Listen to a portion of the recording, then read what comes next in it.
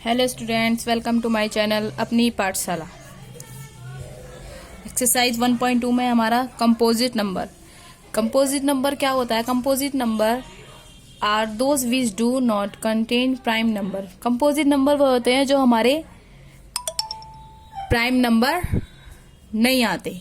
जिसे prime number नहीं आते वो हमारे कंपोजिट नंबर होते हैं। आपको पता है कि प्राइम नंबर हमारे कौन कौन से होते हैं। प्राइम नंबर सेकंड है हमारा प्राइम नंबर। प्राइम नंबर वो होते हैं जो सिर्फ 1 के एंड इटसेल्फ, जो अपने ही टेबल में आते हैं, वे हमारे प्राइम नंबर होते हैं। उसके बाद आती है हमारी fundamental theorem of arithmetic. Fundamental theorem of arithmetic क्या होती है हमारी?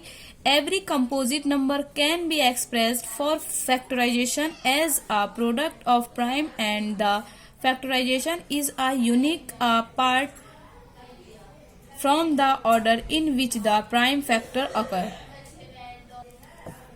Any composite number, कोई भी हमारा कंपोजिट नंबर को हम फैक्टराइज कर सकते हैं प्राइम प्रोडक्ट से, और फैक्टराइजर इज अ यूनिक, उसका फैक्टराइज जो होगा वो यूनिक होगा। Apart from the order in which the prime factorizer occur, लेकिन वो हमारा जो फैक्टराइज होगा वो हमारा ऑर्डर पे डिपेंड नहीं करेगा। देखते हैं कैसे। जैसे हमारा 6 है, 6 हमारा क्या है? हमारा कंपोजिट नंबर है। इसका हम फैक्टराइज करेंगे प्राइम नंबर से। 2 × 3, 2 भी हमारा क्या है? Prime number. 3 भी हमारा क्या है? Prime number. 2 हमारा क्या है? Prime number. 3 भी हमारा प्राइम नंबर। की जो भी हमारा कंपोजिट नंबर होगा उसके जो फैक्टराइज होंगे वो हमारे प्राइम नंबर होंगे। तो वही, और इसका प्रोडक्ट जो होगा वो यूनिक फॉर्म में होगा। यूनिक कैसे होगा? कि जो हमारा 2 × 3 है वो प्राइम नंबर का जो ऑर्डर यूनिक होगा। यूनिक कैसे होगा? ये जो हमारा 2 × 3 है, अगर हम इसको सपोज करो ये हमारा 10 के क्या प्रोडक्ट हो सकते हैं? नहीं हो सकते। कि जो हमारा जो डिजिट होगी उसके हम प्राइम फैक्टर करेंगे वो किसी और फैक्टर में नहीं आएंगे। वही हमारा यूनिक फैक्टराइजेशन है। और apart from the order in which the prime factor, इसका मतलब है कि वो जो ऑर्डर होगा कि हम इसको ऑर्डर को 3 × 2 भी हम लिख सकते हैं। हमारे ऊपर ये ऐसा नहीं है कि हम इसको 2 × 3 ही लिखना है, हम 3 × 2 भी लिख सकते हैं। ये होती है हमारी फंडामेंटल थ्योरम ऑफ अर्थमेटिक। अब आते हैं हम एक्सरसाइज 1.2 के क्वेश्चन नंबर 1 पर। एक्सरसाइज 1.2 का क्वेश्चन नंबर 1 है हमारा, express each number as a product of its prime number. हमें हर नंबर को एक्सप्रेस करना है प्रोडक्ट ऑफ प्राइम नंबर में। मतलब हमें जो फैक्टर करना होगा वो प्राइम नंबर उसमें आएगा। जैसे 140 का हमें क्या करना है? प्रोडक्ट करना है। तो किस तरीके से करेंगे? 2 हमारा 40, 2 भी हमारा 2 से 14 70 टाइम, 2 35, फिर 5 से 7 टाइम, 7 × 1 7। ये हमारे जो इधर साइड जो हमें डिजिट्स लेनी पड़ेंगी वो हमें प्राइम नंबर लेनी पड़ेंगी, क्योंकि हमें इस क्वेश्चन में दे रखा है कि हमें यूज ऑफ प्राइम नंबर, मतलब प्रोडक्ट इट्स प्राइम नंबर हमें प्रोडक्ट में लेना है। तो इस 140 के प्रोडक्ट क्या रहेंगे? 2 × 5 × 7। और हमें इस तरीके से भी लिख सकते हैं 2 का स्क्वायर × 5 × 7। क्यों? क्योंकि हमारा 2 कितने टाइम है? 2। That's it. और इसी तरीके से हमारे ये 4 क्वेश्चंस जो हैं इसी सेम मेथड से होंगे। That's it. अब आते हैं हम क्वेश्चन नंबर 2। क्वेश्चन नंबर 2 कह रहा है हमारे, find the LCM and HCF of the following pair of integers and verify that LCM × HCF is equal to product of the 2 numbers. इसका मतलब क्या? LCM lowest common multiple and highest common factor, हमें ये दोनों निकालने और verification करना है इस फॉर्मूलेज में। तो सब क्वेश्चन नंबर 1 है हमारा 26 एंड 21, ये हमारे 2 प्रोडक्ट हैं। तो इनको पहले हम फैक्टराइज करेंगे। 2 से 26 से 13 टाइम, तो 13 × 1 = 13, 7 से 91 13 टाइम, 30 × 1 = 13।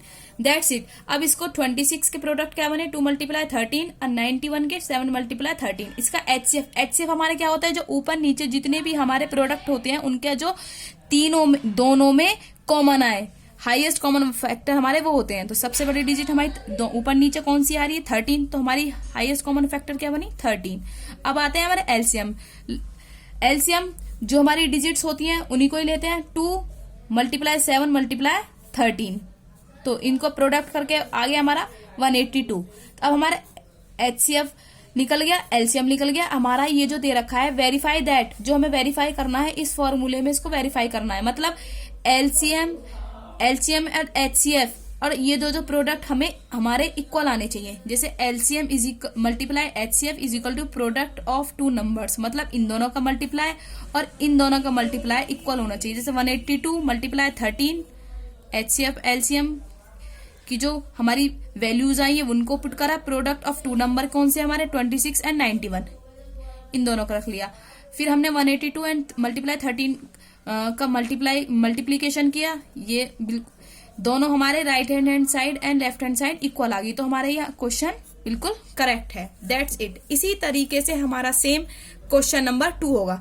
क्वेश्चन नंबर 2 सेम इसी तरीके से हमारा होगा। पार्ट 2 जो है हमारा, पार्ट 3 भी हमारा सेम मेथड से होगा। अगेन आपको रिपीट कर रही हूं कि हमारे जो ये जो प्रोडक्ट होगा ये हमारी प्राइम फैक्टराइजेशन हमें लेना है। अब इसी तरीके से भी हमने इन दोनों का फैक्टराइज किया, मल्टीप्लीकेशन फॉर्म में लिखा। मल्टीप्लीकेशन फॉर्म में हमें इस तरीके से और करके हमने यहाँ लिखा है 2 कितनी टाइम्स आ रहा है 1 2 3 4, 2 की पावर 4 मल्टीप्लाई 3 मल्टीप्लाई 7, 3 मल्टीप्लाई 7 और 54 2 मल्टीप्लाई 3 की पावर कितनी है 3, तो 3 टाइम्स है तो पावर 3 आएंगी। तो HCF हमारा क्या बना, हाईएस्ट कॉमन फैक्टर, मतलब ऊपर नीचे हमारे कौन कौन से कॉमन है, 2 कॉमन है और 3 कॉमन है। हमने 2 कॉमन लिया एंड 3 कॉमन लिया, तो 3 2 जा 6। HCF कितना है हमारा 6, 2 की पावर 4, LCM 2 की पावर 4 मल्टीप्लाई 3 की पावर 3 मल्टीप्लाई 7 लिया, तो इन सबका प्रोडक्ट किया तो कितना आएगा 3024। वही हमारे फॉर्मूलाज में पुट कर देंगे। फॉर्मूलेज पुट करने के बाद ये हमारी right hand side equal left hand side आ जाएंगी। That's it.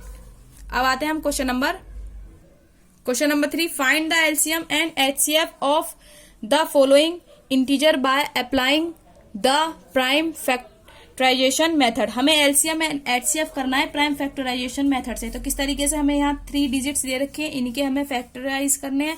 फैक्टराइज करने के बाद हमें तीनों प्रोडक्ट में लिखने हैं। लिखने के बाद हमें ये देखना है जो हाईएस्ट, वही हमारा highest and lowest common multiplication लिखना है। तो किस तरीके से करेंगे हम, अब ये देखते हैं कि तीनों में हमारा क्या कॉमन आ रहा है। वही हमारी हाईएस्ट कॉमन पावर होगी, तो हमारा क्या होगा, ये होगा हाईएस्ट कॉमन फैक्टर हमारा ये आ गया। तो हमने HCF क्या लिखा 3, तो 2 हमारा कितनी टाइम्स है 2 टाइम, तो 3 कितना है हमारा तीनों में 1 टाइम। 7 मल्टीप्लाई 5 इन सब का हमने प्रोडक्ट कर दिया, तो कितना आ गया 420। That's it. ये हमारा क्वेश्चन नंबर 3 का पार्ट 1 कंप्लीट। ऐसे हमारा सेम क्वेश्चन नंबर 2 होगा। आपको इस बात का स्पेशली ख्याल रखना है कि अगर हमारा फैक्टराइज में कुछ भी कॉमन नहीं आए तो हमारा HCF 1 होता है। HCF हमारा 1 होता है। तो 7 यहाँ 17 23 29 1 टाइम था, तो हमें मल्टीप्लाई हम यहाँ 1 लिख सकते हैं, कोई इफेक्ट नहीं होगा, क्योंकि 17 1 17 ही होता है अपने हेल्पिंग के लिए। तो HCF इजिकल टू 1, वही इन तीनों का प्रोडक्ट करने के बाद आ गया हमारा ये क्वेश्चन नंबर। पार्ट नंबर 3 भी हमारा बिल्कुल सेम इसी तरीके से है, देख लीजिए आप, बिल्कुल सेम होगा। अब आते हैं हमारा क्वेश्चन नंबर 4। क्वेश्चन नंबर 4 क्या कह रहा है, given that HCF 306, 657 is equal to 9, find LCM 306 657। हमें HCF दे रखा है और हमें फाइंड आउट करना है LCM। तो हमारा हमने फर्स्ट प्रोडक्ट लिख दिया, सेकंड प्रोडक्ट लिख दिया और HCF हमारा जो निकला था वो लिख दिया। हमने क्वेश्चन नंबर 2 में करा था HCF multiply LCM is equal to product of two number, यही हमारा फॉर्मूला था। ये हमने यहाँ लिख दिया, क्योंकि LCM या HCF निकलवाने के लिए अगर हमें क्वेश्चन में कहे तो हमें ये वाला फॉर्मूला पुट करना है। तो LCM हमें निकालना है, तो उसको ऐसे ही रहने देना है। HCF हमारा दे रखा है 9, product of two terms. Product of two terms हमारी कौन कौन सी है, first terms and second term. 306 multiply 657, तो हमने वही करा है 306 मल्टीप्लाई 657। That's it. हमारा आपको पता होना चाहिए जब हम एक साइड से दूसरी साइड ले जाते हैं, जो प्लस वाली टर्म्स होती है वो माइनस में हो जाती है, जो मल्टीप्लीकेशन वाली टर्म्स होती है वो डिवाइड में चली जाती है। तो ये 9 हमारे किस में है, मल्टीप्लाई में है, तो हम इधर साइड ले गए तो वो डिवाइड में चला गया, मतलब नीचे चला गया। तो हमने यहाँ 9 से 306 को 34 टाइम्स कट दिया, तो 34 मल्टीप्लाई 657, तो इन दोनों का प्रोडक्ट किया। प्रोडक्ट करने के बाद हमारा ये आंसर आ गया, दैट्स इट, 22,338। यही हमारा करना था। तो हमारा एलसीएम कितना आया, इतना। अब आते हैं क्वेश्चन नंबर 5। क्वेश्चन नंबर 5 कह रहा है हमारा, चेक वेदर 6 की power n can and with digits 0 for any natural number n। ये कह रहा है कि हमें 6 की पावर n का जो प्रोडक्ट करेंगे, मतलब फैक्टर करेंगे, उसके लास्ट में हमें 0 चाहिए। तो हमें किस तरीके से करना है, तो हमने पहले 6 की पावर n का प्रोडक्ट किया, फैक्टराइज किया, तो क्या आया हमारा 2 मल्टीप्लाई 3। लेकिन इसकी तो लास्ट में हमारा 0 नहीं है, क्योंकि 2 मल्टीप्लाई 3 हमारा 6 हो रहा है। तो लेकिन हमें चाहिए क्या, हमें इस तरीके का चाहिए कि 2 मल्टीप्लाई 5। 2 मल्टीप्लाई 5 क्या होता है 10। 10 की हमारे लास्ट में क्या है 0। हमें इस तरीके का प्रोडक्ट चाहिए जिसकी लास्ट में हमारे 0 आए। लेकिन हमारा प्रोडक्ट कितना बन रहा है 2 मल्टीप्लाई 3। अगर हमारा इसमें 2 मल्टीप्लाई 5 आता है तो वो हमारा, उसमें हमारी नेचुरल नंबर 0 है। तो हम क्या लिखेंगे, we have do not have 2 multiply 5 both as factor, we can not have ends digit 0। तो इसके लास्ट में हमारी 0 नहीं आ सकती। क्यों, क्योंकि इसका जो प्रोडक्ट है 2 मल्टीप्लाई 3 है, 2 मल्टीप्लाई 5 नहीं है। तो इसका लास्ट में 0 नहीं आ सकती। That's it. ये हमारा क्वेश्चन नंबर 5 था।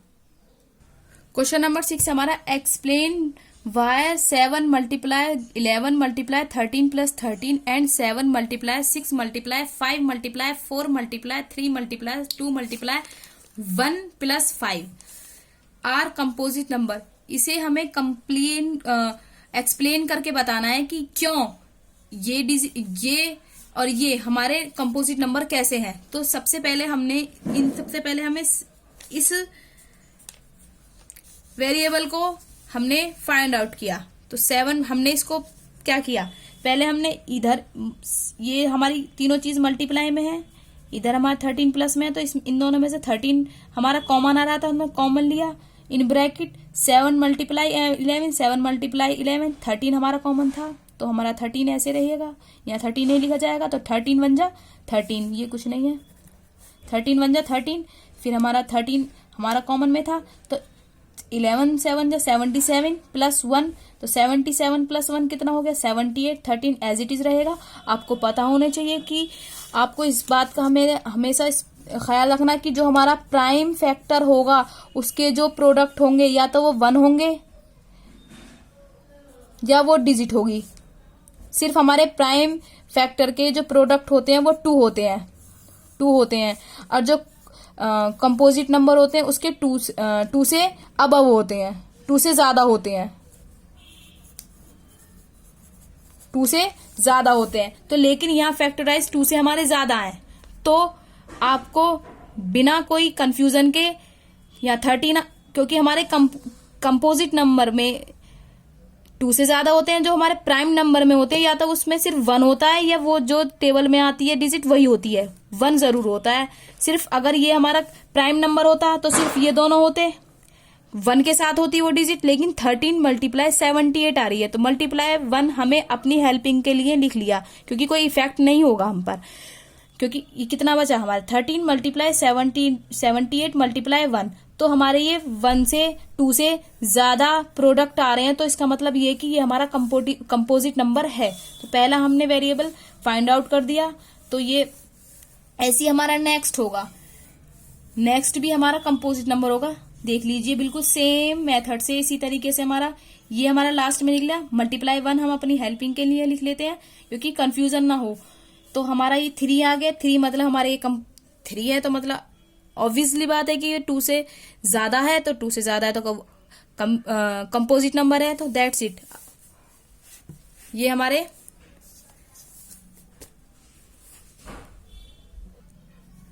क्वेश्चन नंबर 7 क्या कह रहा है, there is a circular path around a sport field, Sonia takes 18 minutes to drive one round of the field, while Ravi takes 12 minutes for the same times and go in the same direction.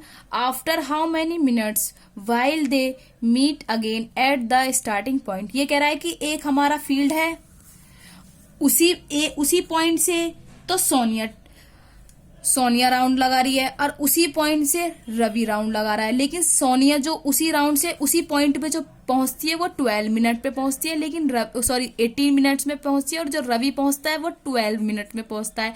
तो ये बताना है कि वो जो 18 and 12 के जो बीच में डिफरेंट वो कितनी देर बाद आपस में मिलेंगे, ये बताना है। तो हमने क्या लिखा, Sonia takes 18 minutes, Ravi takes 12 minutes. इन दोनों का हमने लिख करा, हमने प्रोडक्ट फैक्टराइज किया। फैक्टराइज करने के बाद हमने 18 को लिखा 2 मल्टीप्लाई 3 की स्क्वायर। 18 हमने 3 मल्टीप्लाई 3 नहीं लिखकर 3 स्क्वायर लिख लिया। अब 12 को 2 मल्टीप्लाई 2 नहीं लिख के 2 का स्क्वायर लिख दिया मल्टीप्लाई 3, दैट्स इट। अब लिखे दे मीट आफ्टर, मिलने के बाद एलसीएम इज इक्वल टू 18,12। तो एलसीएम हमने इसका कितना लिख लेगा, 2 का स्क्वायर मल्टीप्लाई 3 का स्क्वायर, तो क्या निकला 4 मल्टीप्लाई 9 36 मिनट। ये कितनी देर बाद मिलेंगे, 36 मिनट्स बाद ये आपस में मिलेंगे। ये हमारा क्वेश्चन नंबर 7, दैट्स इट।